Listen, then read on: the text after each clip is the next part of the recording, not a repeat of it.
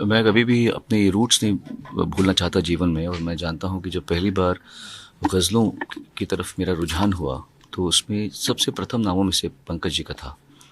और उनकी गज़लें मैंने स्टेज पे बहुत गाई हुई हैं क्योंकि वो बड़ी पॉपुलर गज़लें थीं। और पहली बार मुझे मतलब एक होता ना, एक गज़ल की तमीज़ थोड़ी बहुत मुझे आई। मैंने मतलब इनिशियली जब 80s में जब इनका उदय हुआ था पंकज जी का और अनूप जी का, तो मैंने भजन और गज़लों की जो थोड़ी बहुत तमीज़ सीखी वो इन दोनों से सीखी थी हमेशा।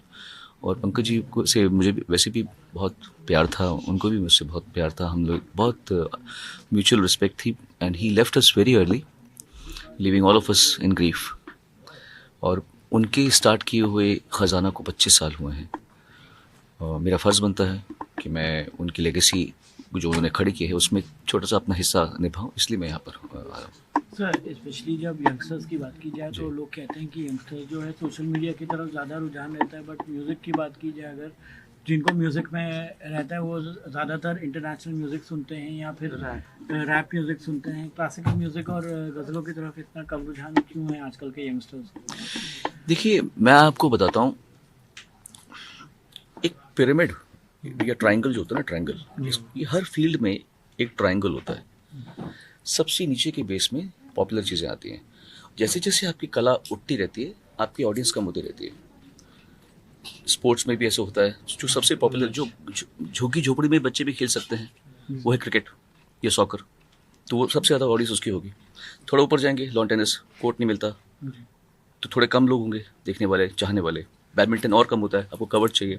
टेबल टेनिस नहीं होता लोगों के पास में। फिर एथलेटिक्स आते हैं, उसके बाद टॉप में आता है चेस। चेस की ऑडियंस ही नहीं होती क्योंकि वो समझते नहीं लोग। म्यूज़िक में भी होता है, रैप, पॉपुलर म्यूज़िक, ये सबसे लो, हर इंसान गा सकता है रैप को, तो अच्छी बात है, लोग एंजॉय करते हैं। थोड़ा ऊपर जाएंगे, फिल्म म्यूज़िक आ जाएगा।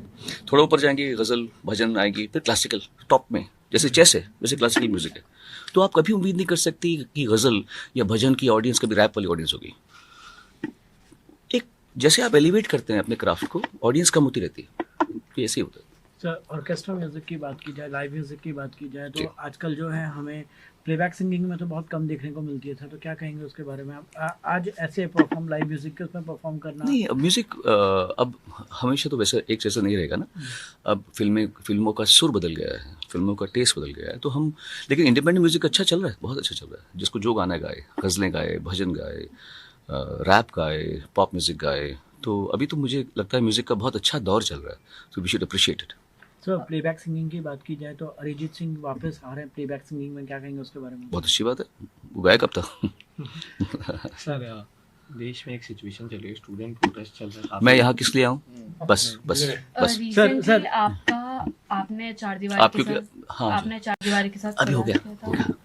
एक लास्ट अच्छा बोलिए। रिसेंटली आपने चार दीवारी के साथ कोलैब किया जी। था, एक गाना आया था इस तरह, तो क्या आप फ्यूचर में भी और इंडिया आर्टिस्ट के साथ कोलैब करेंगे? हाँ, मैं I lead life one day at a time.